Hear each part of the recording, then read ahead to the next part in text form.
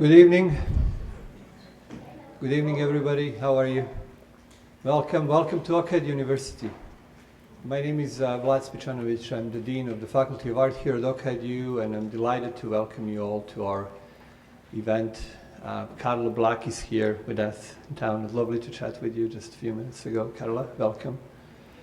I'm pleased to welcome you here on behalf of the Power Plant and OCAD University to present the artist talk by Karla Black.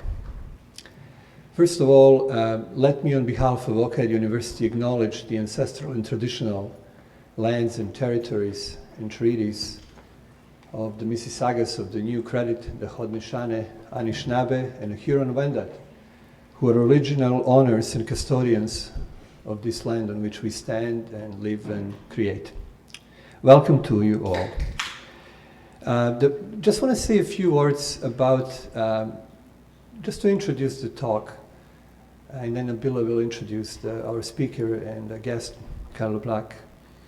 The partnership between OCAD University and the Power Plant was initiated following the British artist talk Michael Landy that was held on Monday, September 18, 2017. So here we are a year later, we are carrying this partnership. Following that, we hosted a talk by Ralph Rugov, who is now not only director of Hayward Art Gallery in London, but also the curator of the Venice Biennale that is going to take place next year. So we're very thrilled to create this collaboration between Power Plant and OCAD University. We actually believe in these interfaces between similar and like-minded institutions. We see them as a possibility to reach wider public and to engage really in a critical discourse about questions of our time. Tonight we will have internationally celebrated artist Karla Black. Her sculptures comprising everyday materials such as eyeshadow, Vaseline, lipstick, cotton wool, and toilet paper, alongside more traditional art-making mediums, including pigments and plaster, engage in pure abstraction, whether on an optical, on material, and tactile level. And it is precisely that relationship between opticality and materiality and contextuality and intertextuality that we are trying to explore here at OCAD U, and hence we're very pleased to have Karla with us. The events like this are really the collaborative effort and a result of a collaborative effort. So I would like to first of all thank Gaetan Verna from Power Plant, an amazing director and a leader of that organization, for reaching out to OCAD and formalizing this agreement with us here. Josh Hoyman and Kendra Campbell. And from OCAD U's side, I would like to thank Glenn Lowry, our Associate Dean of Outreach and Innovation, and John Rubino for putting this event together and making sure that we can welcome you here, but also embrace the talk that Karla is going to present. Finally, let me introduce Nabila Abdel Nabi, Assistant Curator and Curator of the exhibition Karla Black at the Power Plant, is opening this Friday, October 19th. Please join me in welcoming Nabila, who will introduce Karla Black. Welcome to OCAD University. Thank you.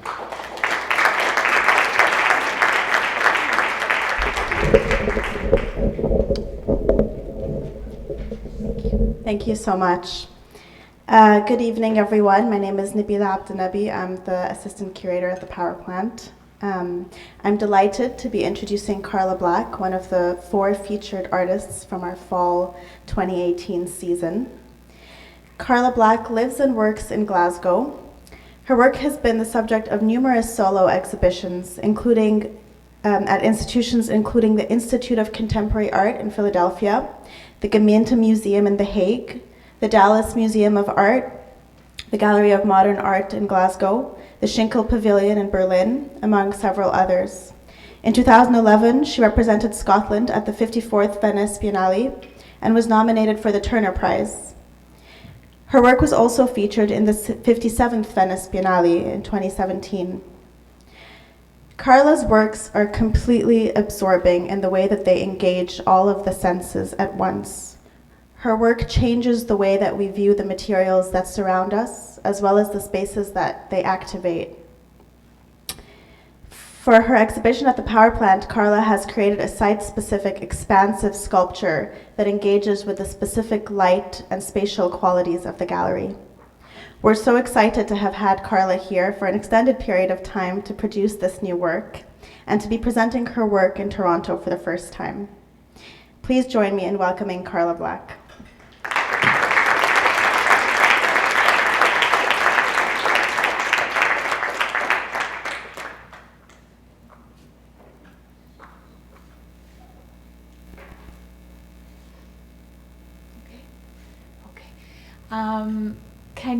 Can you hear me? Is that okay? Yeah. Also, obviously, I have a little bit of an odd accent, being quite Scottish, and also, if you just say if you need me to slow down, so that you can understand what I'm saying. So, yeah, I'm just going to talk about my work, really. I just start with a very sort of basic statement, which is that, you know, I make sculpture. When you see the work, it's sometimes that might seem questionable, you know.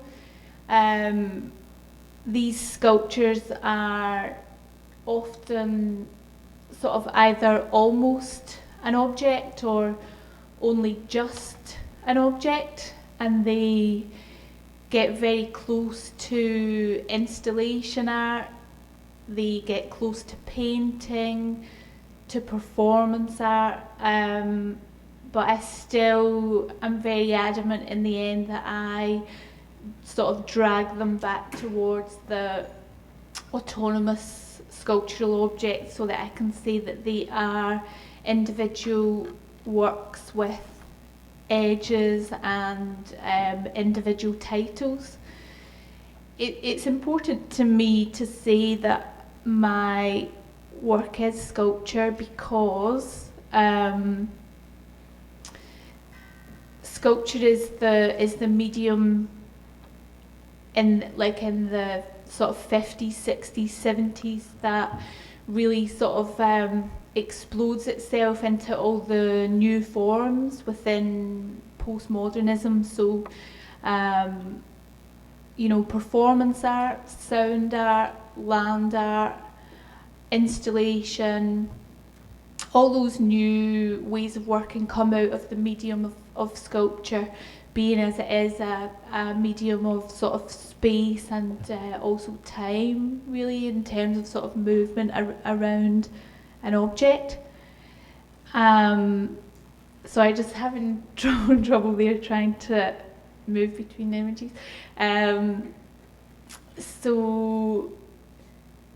The reason why, what I'm trying to do, I really want to get in amongst all of that experimentation and all of that development,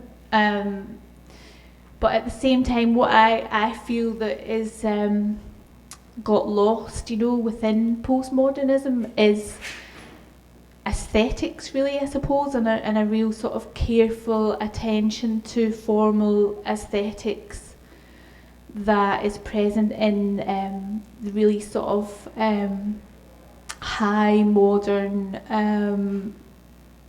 abstract sculptures and paintings.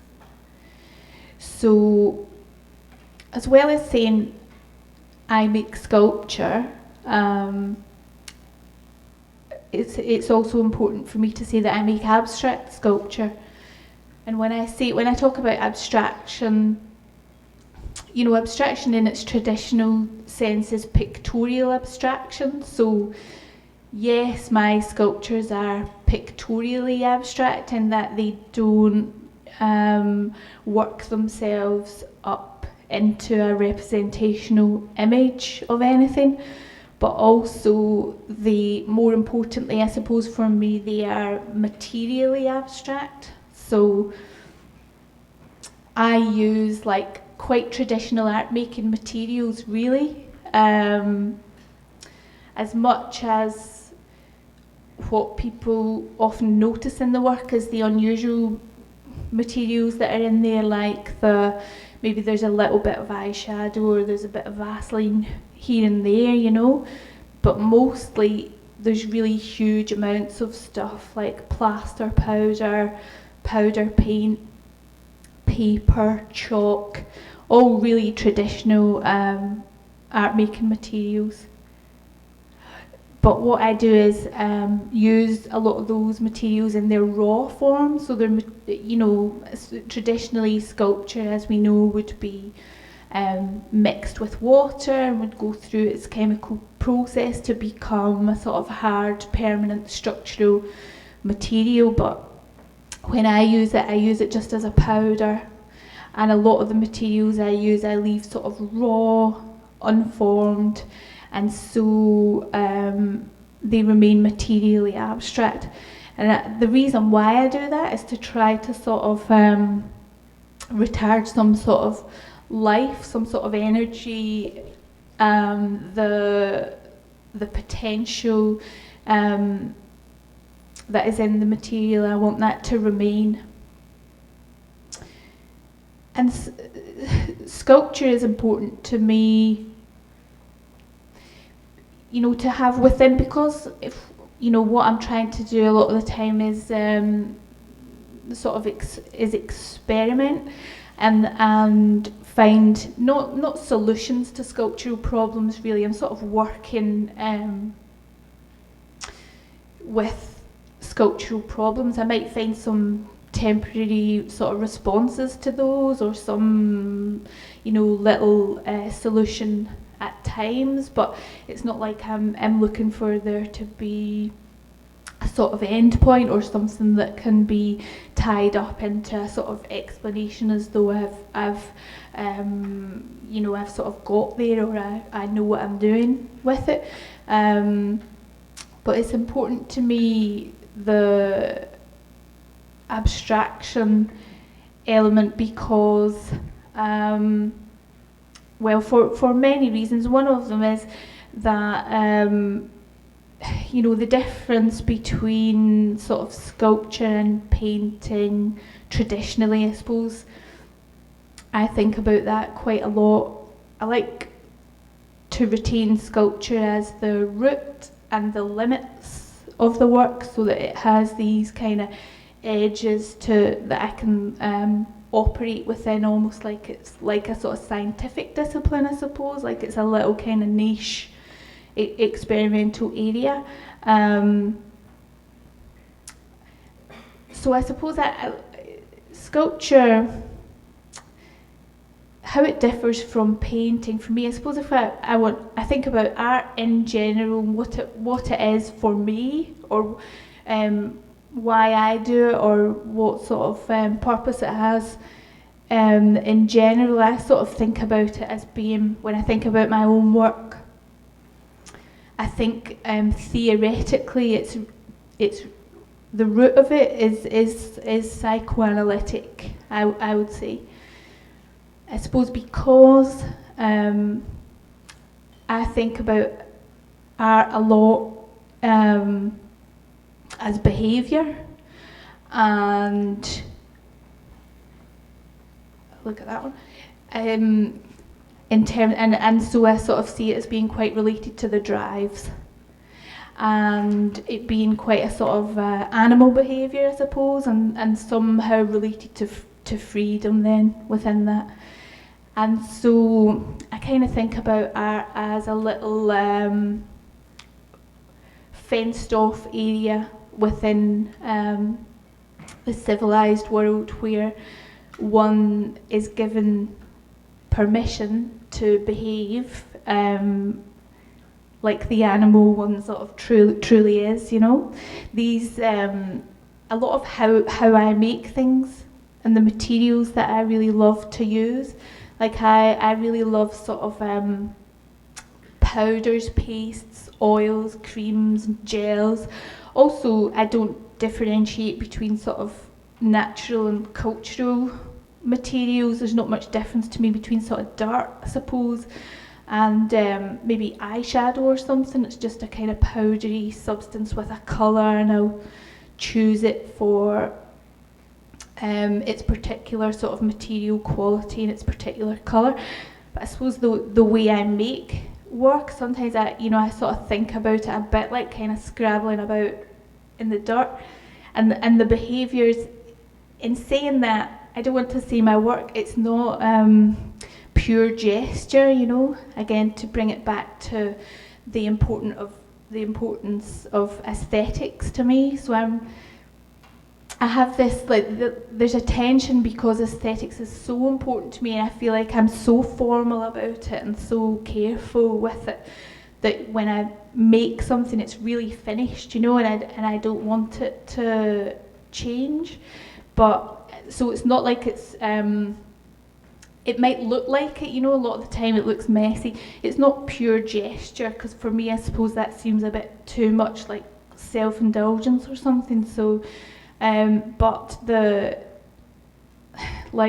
behaviour that it takes to make the work or something is a bit like scrabbling about in the dirt, And when I think about art, I sort of think, well, if you were to engage in that behaviour just sort of in general or something, or like in the street, for example, that's not acceptable. And it's just because we put this fence around it, or something's presented in a museum or an art gallery, or because we've got a studio in an art school or whatever, that you can get away with that kind of thing. But really, the humanity of that and the sort of spiritual necessity of that, in terms of some sort of escape or freedom, or just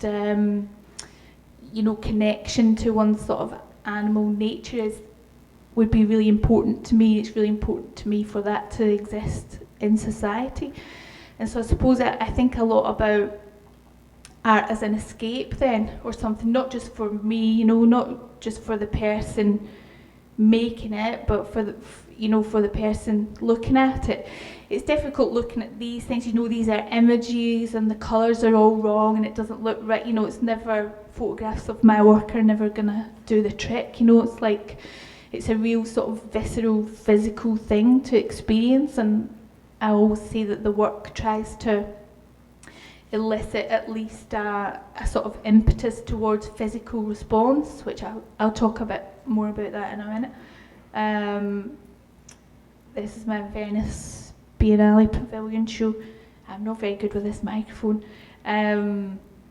So yeah, thinking as I do then about art as some sort of escape, I suppose I think a lot about the difference between sort of painting traditionally and sculpture traditionally, and the differences between the mediums and how they engage with that. And so I think, painting traditionally, I suppose, is like a sort of, if it is an escape, it's like a sort of window onto another world. So it's an optical, cerebral escape. But sculpture, and the sculpture that I make, I would hope, it really sort of is almost the opposite of that. It roots one in one's physical reality, and as such, it's very concrete.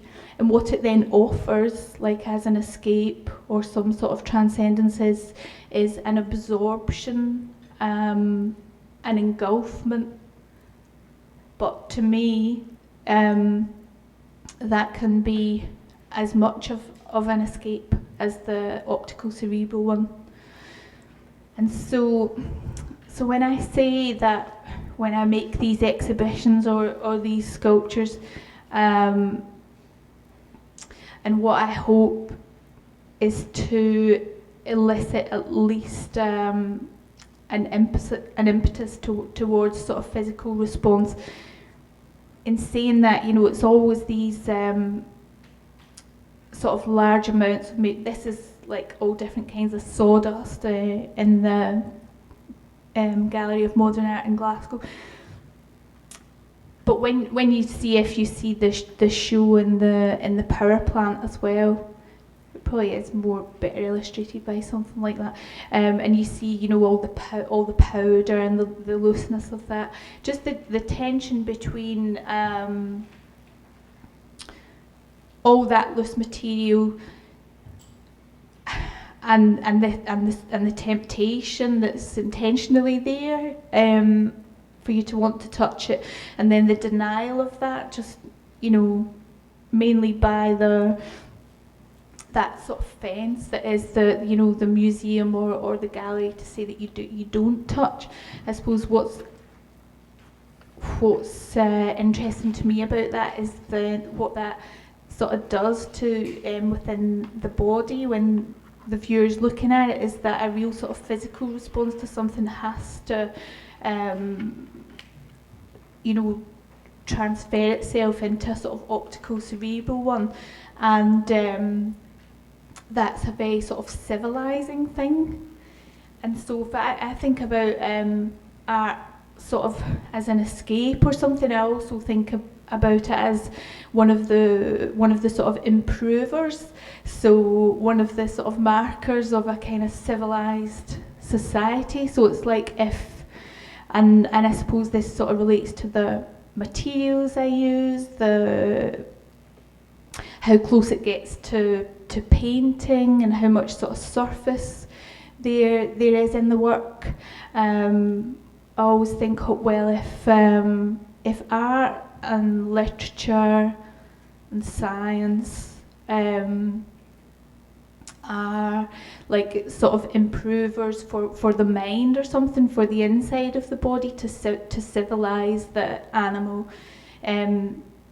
we have also all these sort of improvers for the outside of the body, or that you sort of apply to a surface or something. So, you know, I do think about paintings, that, you know, I use paint for that, but I also use body products like sort of Vaseline and body moisturisers, and I use a lot of lipsticks and makeup, and I sort of think a lot about that kind of how to civilise something, how to make it attractive.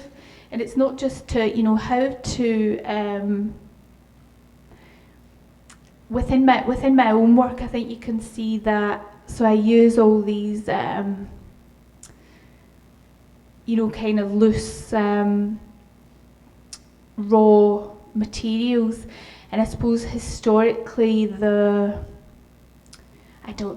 basis for that is, it's not always abject, you know, but if you think about something like where that begins in sort of German abstraction into abstract expressionism, Viennese actionism, feminist performance, it's very much of the body, that looseness, and that can really easily tip over into the abject and into the aesthetics of decay, for example. So I would be trying to actively avoid that always.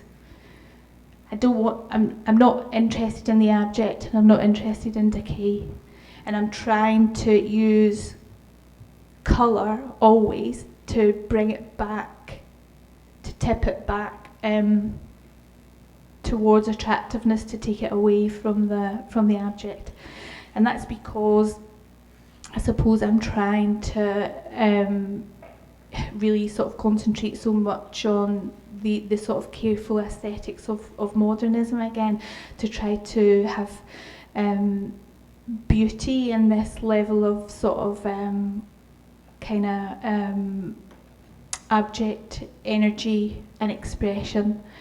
And I suppose when I think about sculpture, like I'm most excited about sculpture when it's the sort of work that makes it clear that the object is a fallacy, you know. Really what's happening all the time in the material physical world is that stuff's either flying together or flying apart. And for me, just that thought about how sort of mass becomes energy, becomes mass, becomes energy, that little object or whatever, the sort of hermetically sealed object that especially in our generation and upcoming generations, it's very problematic, this sort of time that we find ourselves in as contemporary artists, where, you know, the art fair especially really is king, and the commercial gallery alongside of that, everything sort of has to operate within the market. To be able to have that, some sort of truth to that idea of the object that doesn't really exist, you know, I think it's important to try to force that in there at this time, because I think it looks to us like things are solid, you know, but that's just a very sort of our little limited human perception of time. That's not really what's happening all the time at all. And I think, you know, just for me, obviously everyone thinks about art differently, every artist's work is different. Oftentimes I think what makes the difference the most is just possibly where an artist sort of stops in the process, you know. So, and I probably stop, well, I don't want to say I stop quite near the beginning, but I suppose at least materially I do. And I think that, you know, I like to sort of try to talk about at least what I think about what art really is or something, or what it means to me, and talking about it coming from the drives like that, and it being a sort of civilizing of the drives, and also it being sort of creating some sort of permission for animal behaviour, which is maybe even just to say some sort of interaction or some sort of energetic interaction with the sort of physical material world. I also think that it you know, it's really sort of in the creative moment, and it's often as I wonder about making anything at all, you know, making any sort of object at all. But I think what's important for me to do is, you know, because I think, you know, for example, institutions think they want art, you know, museums think they want it, private collectors think they want it, or commercial galleries think they want shows, or the market thinks it wants it. But I think about when you think about what it really is this really sort of difficult, messy, chaotic business that no one really wants. And really what they want is like a nice sort of shiny, hermetically sealed transferable object, you know, which it can of course become, and I'm not against that in any way. You know, I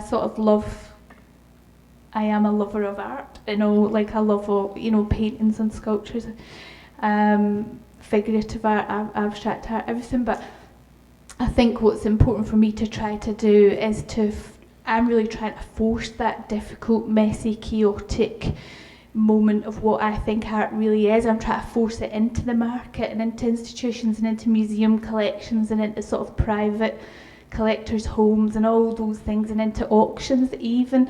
And I think until I succeed at all of that, then it's, you know, for me, like what I'm trying to do isn't really a success. But I think also, as well as that, I think coming into all of that, speaking, you know, about sort of behaviour, I want to probably go back a bit then and talk about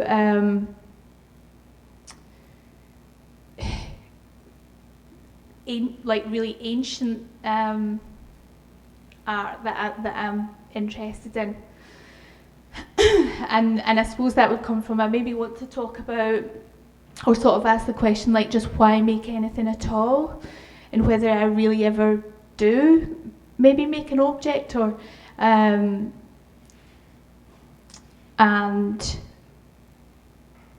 there's what, you know, one sort of something I like to think about is this, you know, is cave art, I suppose, and especially of a specific kind that's been found in Australia, in like southern Australia. And maybe what I'll do is just, while I'm talking about that, just look at some little sort of more mark making works that I've done. Anyway, I don't know if I can find them, but I suppose maybe just look at this, and that's quite a good illustration for that. So in these caves in the south of Australia, inside there's this substance called moon milk, and it's a carbonate material, so it's quite like plaster and limestone, things like that. It has the same sort of origins, I suppose, but then that carbonate material coupled with the climate within those caves means that it's this kind of sort of slushy substance, I suppose, that never dries. But probably about sort of 30,000 years ago, maybe more, people who were in those caves, lived in them, or just passed through them, have sort of made marks on the walls, and there's fingerprints, and then there's just marks where they just like drag their hand down, and then you start to get more sort of repetitive patterns and things like that. But because of the nature of that material, those marks have never dried, and they will never dry. So as you know, they're just the same as the day they did that. And there's something for me just in that initial gesture. It's like when I speak about my work as sort of saying that it tries to elicit at least a sort of impetus towards physical response. So for me, there's something in that. It's in that sort of moment of almost just before you sort of reach out to touch something, or just even just as you do, or just like the how slight the mark is when you just first touch it, or have a really sort of light touch. And that sort of work that we're looking at there on the sort of glass vitrine within the museum in Durla in Belgium, it's like that's just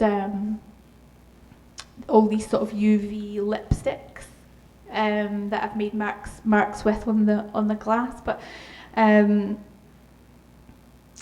suppose I sort of think a lot about that as and especially in terms of sculpture. It's like, and you know, bringing it back to before when I said that maybe what differentiates one artist's work from another is just where they stop in the process. But I suppose there's like almost another sort of stance, which is like to almost not even start, you know.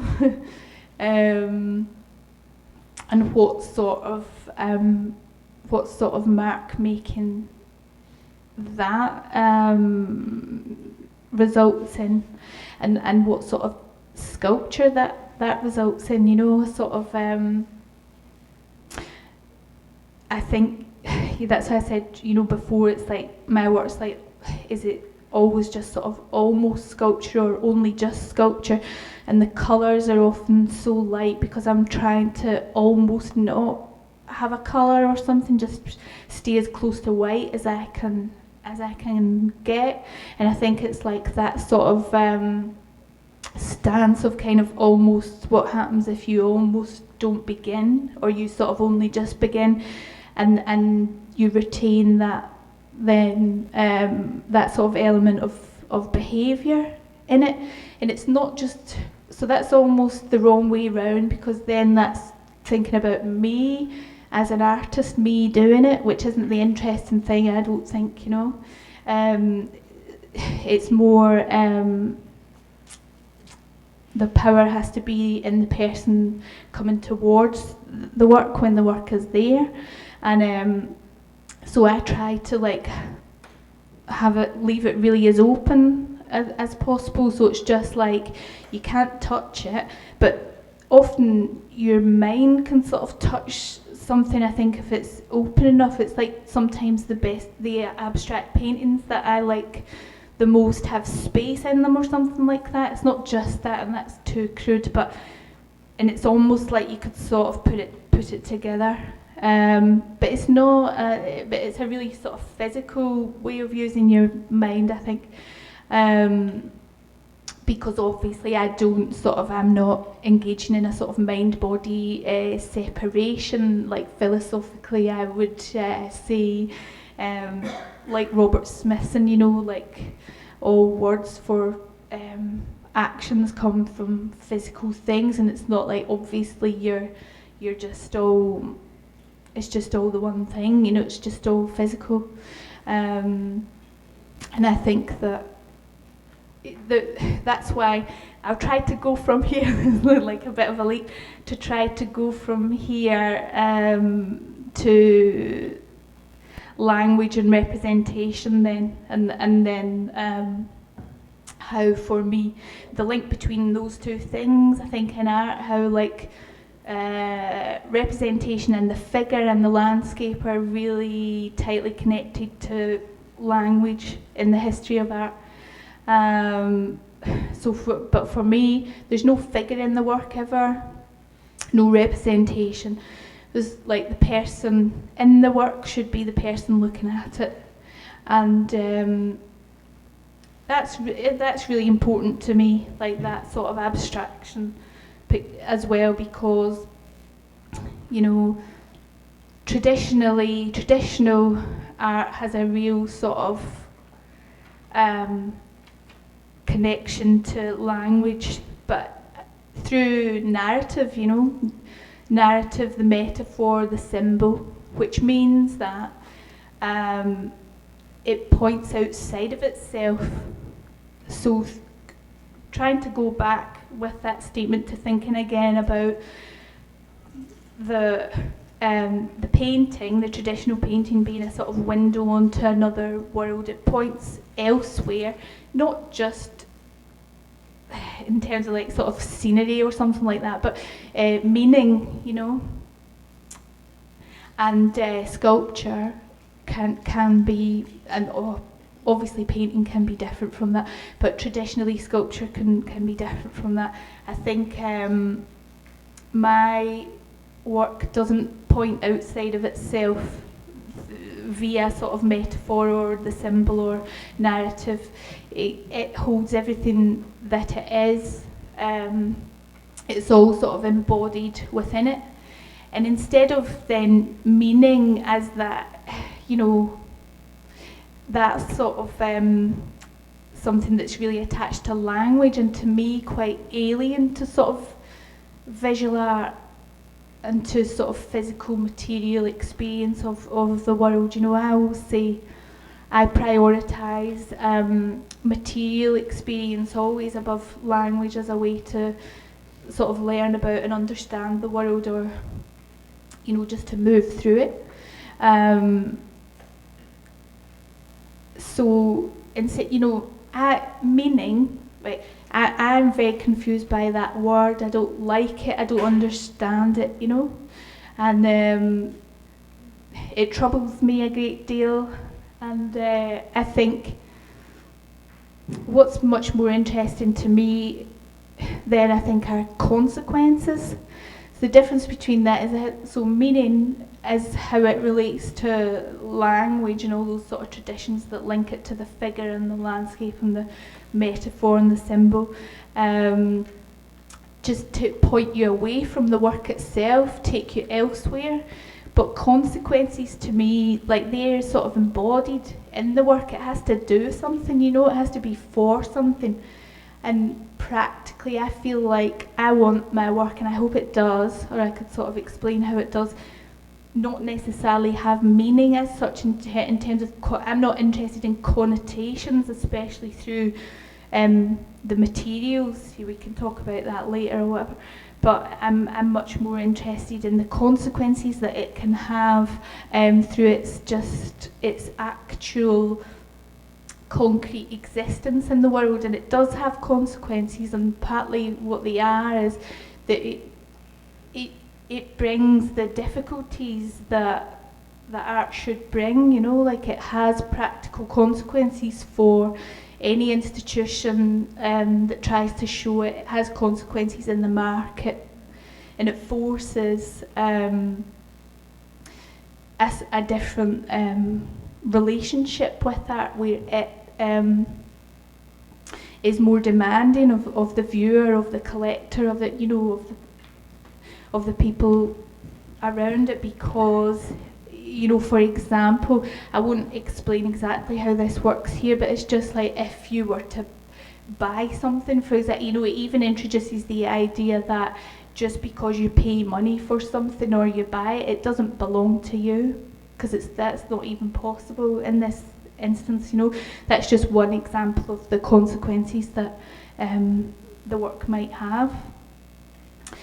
But in talking about language then, and how it relates to sort of really traditional visual art and representation, like the figure and the landscape, I'll stop in a minute. I'll just say this last thing about feminism as a sort of endpoint to the talk, and that's just about say then the difference between the painting and the sculpture, and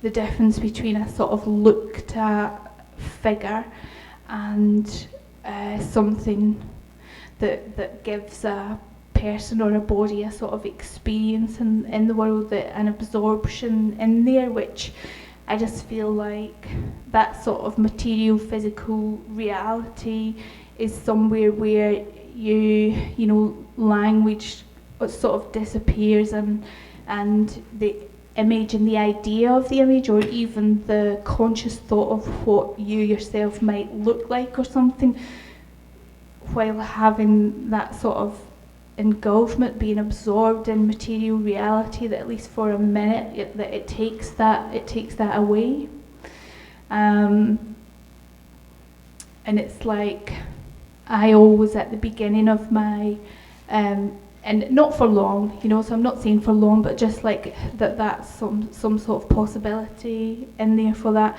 and that I feel that at least, you know, when I start to make my work, I sort of make it from a place of sort of freedom, and like from the unconscious, where I allow myself always just to do what I want to do. It's important to say those things, I think, especially in an art school, is like definitely, you know, at least at the beginning of a process, that you just do what you want, because it's difficult enough to make anything anyway, and you don't want to paralyse yourself right at the beginning by thinking about what something might mean or what the connotations are. So I'm not saying, you know, the way I do it is I do work purely out of desire, at least to begin with.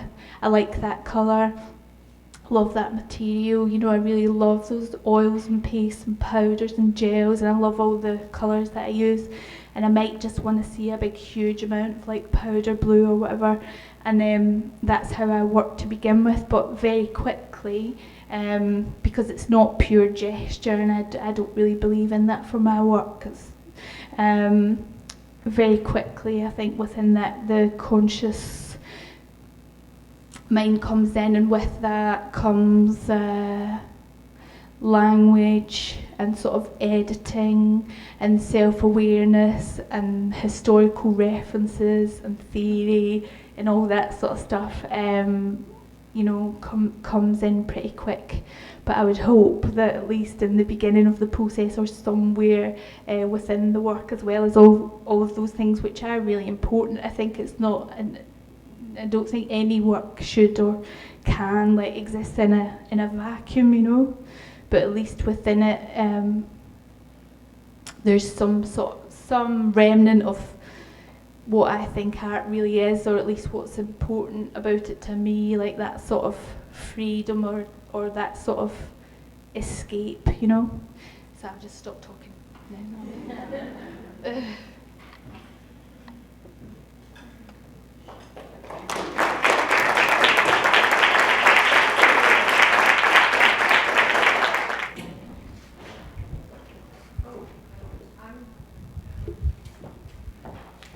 Sorry, I'm not that that familiar with your work, can you maybe just describe some of the pieces? Because I don't really know what they're made out of. I can't really tell from the Yeah, pictures. yeah. So sorry, it's just Okay. because I haven't go seen back your to work my- before. Yeah.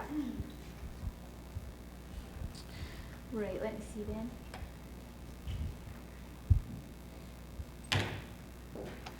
Okay, yes, I'll just start with that first one. That's in Paris. It's in the Musée d'Archives, and it was last year as part of the Paris International Festival d'Automne, I think. It's made from, that's just plaster powder, so it's just white plaster of Paris and toilet paper. All the white frills in the middle and round the outside are toilet paper, and there's some details in it that are little bits of paper that have got sort of bronze and goldy coloured, like eyeshadow and lipstick and stuff like that on them. And it's called, that piece of work is called Say to Know. And so that was in the Musée d'Archives, and then this other work also in Paris, in the Festival d'Automne, in the École des Beaux-Arts. And that they've got all different titles. That's all different sort of sculptural works at the front, but the one at the back, the big one, is called Still to Know, and it's all those strands that you see hanging down are toilet paper, so they're all pink and white, and then on the ground the powder is, the white stuff is white plaster powder, and then the pink is, like, I use a lot of powder on the floor, as you see, and when it's coloured I use children's powder paint and in bright primary colours, and then mix it with the white powder to get the lighter colours. And then at the front, so that big hanging work's made of like cellophane, cotton wool and paint. And the sort of paper sculptures that you see hanging are sugar paper that's chalked. I use a lot of chalked sugar paper. You'll see that in the exhibition at the power plant. This is similar materials, toilet paper, all the powder. Maybe I could show you, like I use a lot of Vaseline with paint mixed into it, and the reason I really like that, sometimes I use it on the surface, but these newer works I've been squashing it between glass. You'll see quite a lot of that in the power plant exhibition as well, standing sculptures, hanging sculptures. But the reason I really like, I tried to, for years, try thinking about those caves and that sort of moon milk, and I really like the idea of being able to sort of make I always want material to sort of stay alive or something and retain its potential and stay raw, and paint always bothered me because it dries, you know. So I've spent a lot of time thinking, how can I sort of try and almost have a paint that would never dry? So I mixed acrylic paint with Vaseline, and that's how I achieved that. So now I do have this sort of paint that never dries kind of thing that I use. So that's in between bits of glass, and that's gold leaf round about it. I don't wonder what other works are here to sort of, that's just solid paint. That's the Venice Biennale work in the Arsenale from last year, and that's just all sugar paper chalked. I use a lot of cellophane, the big bit's cellophane, there's cotton wool at the bottom of it. That's kind of your, I use a lot of polythene, and that's polythene that I shake up in bin bags that have got like powder paint in them, so it just takes the colour and it sticks to the polythene, and you're sort of almost unsure as to how the colour is there, but it's just lots of tiny sort of powdery fragments sticking to polythene. There's loads of soap in that one that was in my original sort of Venice Biennale show. Now that was bought by the Gemeente Museum in The Hague. Those big lumps are soap. I use quite a lot of materials from Lush, the shop bath bombs, and those big bits of soap and stuff. That's kind of, you know, that's sort of the materials. There's not a bit of mostly loads of plaster and paint and chalk and some earth and stuff like that, and then little bits of like eyeshadow and cosmetics and Vaseline and body moisturisers and soap and stuff like that. Thanks so much. I really resonated with much of what you were talking about in terms of sculpture and materiality. And I actually first got to know your work at the 2 Venice Biennales. I saw your work at both. And I had 2 questions for you. And the first one is, you talked about it not being installation work, but how site-specific is it? I'm thinking of that first Biennale that I saw you at, where you were within, I think it was in a very special kind of, probably a home, in fact. Yeah, like a palazzo. Yeah. Like, yeah. Yeah. And then, so that's one question. Do you want me to throw the second one at you at the same time? If you want to, if you Okay. feel like, I don't know. Sure. Well, I just came in and I looked around and I'm like, oh my goodness.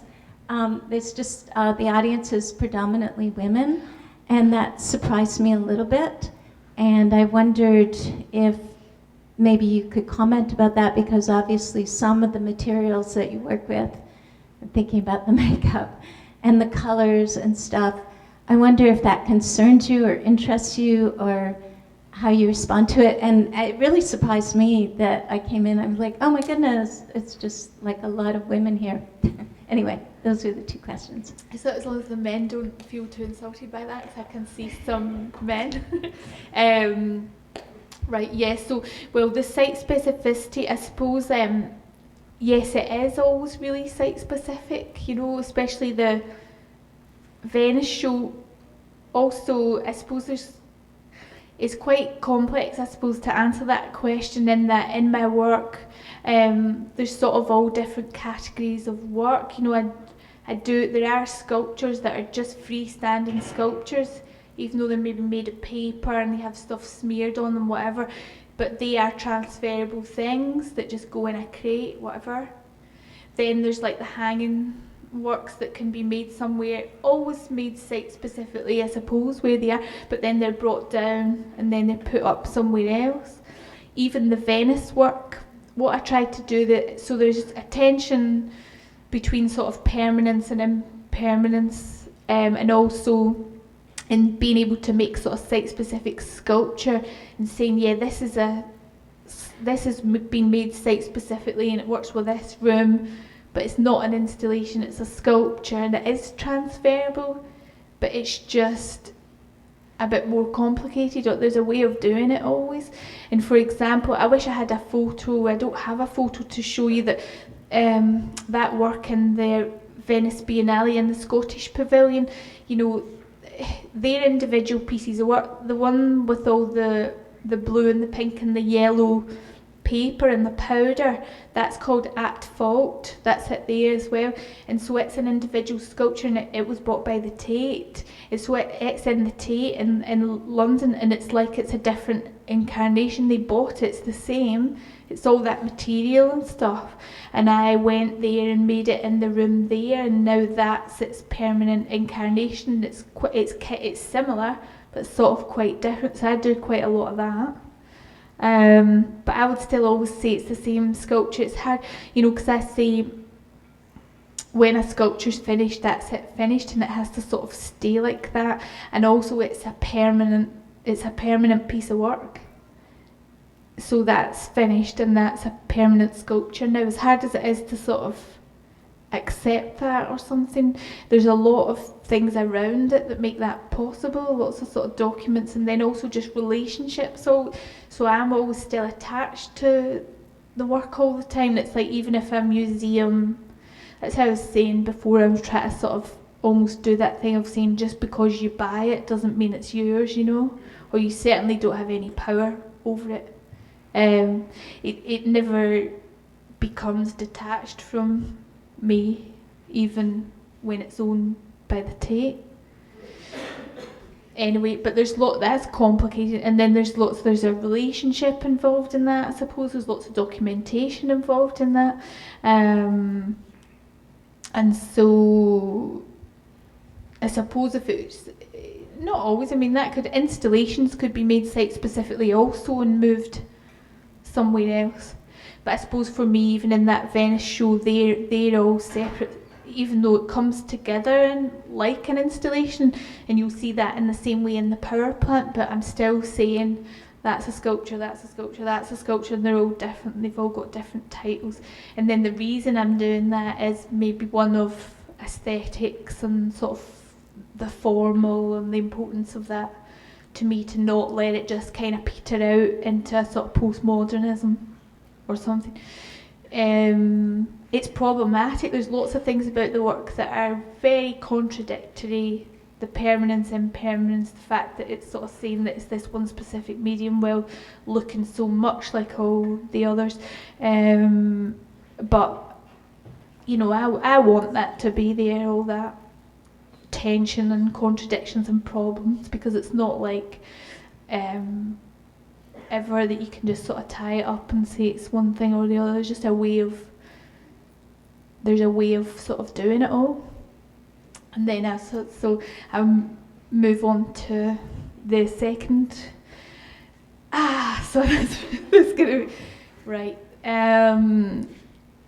So I don't even know where to begin. This is really difficult to talk about, and really sort of bothersome to me, and like emotional and sort of annoying. So one thing to say is, at least to begin with, is just that even at art school, I suppose, you don't know you're a girl until someone tells you are, or a woman. It's something that comes at you from outside, you know. It's almost like a cultural judgment. You are this, we are, you know. And it's not like I'm not doing this on purpose, if you know what I mean. With that, it's like I don't think of myself even, and everyone thinks of themselves differently, and sort of gender is more important to some people than others, you know, and so much more part of some people's identity than others, and more fluid for some people than others, and whatever. I don't think of myself sort of first and foremost as a woman, if you know what I mean. I'm not walking about thinking I'm a woman.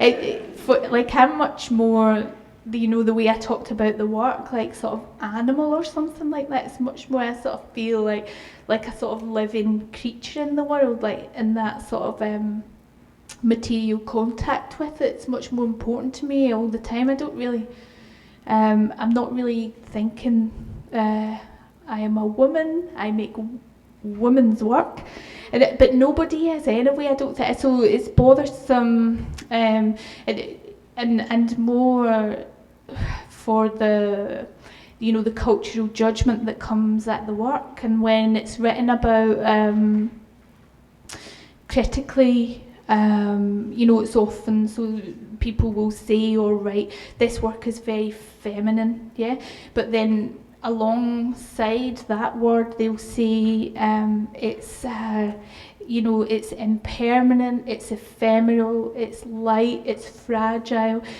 So that's really problematic, and I have to respond to that always to say it's very offensive, and you know, it's like, why? Because that, you know, you could say this work is very feminine. Actually, like, it's massive. Lots of it's like really, really big. So the scale is massive. It has, it's heavy. There's all these huge amounts of materials that sometimes museums have to sort of reinforce their floor to cope with the amount of powder or earth or whatever, because it's a certain amount of tons. It requires like huge amounts of sort of physical endurance to do the thing, you know, which should be obvious, like from the materials. And I'm not saying you said that, I know you didn't say that, I'm just saying like how those things go together. I would rather, you know, why doesn't someone ever say the work is really feminine and it's those things and that's feminine? You know, strength, endurance, all that, because of course to me that's more feminine, and also it's really annoying, like, you know, someone like, no one says that to a man. Women's work is gendered still, men's work is not. So men are not normal, and a male artist is normal, and still a female artist is other and abnormal. And you know, it's not so different. It's like Franz West used loads of really sort of sugary, light pinks, powdery blues, and no one says that works very feminine. Or like Richard Tuttle makes tiny little, really sort of ephemeral, fragile tiny things, and no one says, oh Richard, yeah, your work is very feminine. And also, but it's just pretend, you know, it's pretend and it's made up, and it's only because if that work was made by a man, like, it would be viewed really differently. Nobody would be saying that. And yeah, the whole thing, you know, it's just really problematic, and it starts at art school, or before. I mean, we know when it starts. It doesn't start at art school, but if you're trying to make work at art school, like, you know, I didn't know. When I was at art school, I was just making work, and then, you know, every week we would have crits or whatever, and I was doing this stuff. I was just using loads of bread dough and making and more and more and more. It was all like falling off the tables, whatever. And then you would have the crit, and they were really sort of serious, high-minded crits, you know, at Glasgow School of Art, and but always the same words. But it's important that it all comes out as well. But it's like to say, your work, oh, it's very domestic, it's very feminine. But it's, and my friend, you know, Kathy Wilkes is one of my best friends. She's an amazing artist, and she would say, always people say to her, your work is very domestic. But people don't say that to a man. But she says, well, where do you live? Do you not live in a house? No. And do men not live in houses? But also, it's just, what's important to recognise within that, though, and within myself at that time, was almost, why did I at that time feel like that was a criticism? It felt like that, and it felt like saying those things was saying it's not any good, or it's not as good, it's second. It felt like that. Then I just really had to sort of engage with all that and think, well, to me, but why does it feel like that to me? You know, at that time, is that, you know, misogyny within myself making me think that if I'm making this work and it's like woman's work, or it's feminine and domestic, that's not good enough. And so really at that time I did make a decision, because I thought, right, you could stop, if you don't like the reaction that you're getting or whatever, why do you not like it? For one, you could change it, you know, and sort of start making work out of sort of wood or metal or whatever, something that primary colours. But I just thought, oh, no, I'm going to do it. I'm just going to do it because I'm going to do what I want to do and what I love, and then really just make a point of engaging with that all the time when it comes at me, to throw it back, to say, but it's not, that's from outside, that's a cultural judgment, and what are you saying, and what does it mean? And what does it mean that you know, that, I don't know. And then why would I? Of course I didn't notice who the gender of the people in the audience. I didn't notice. I don't know what to say about that. I don't know. I mean, why would it? Yeah. Yeah.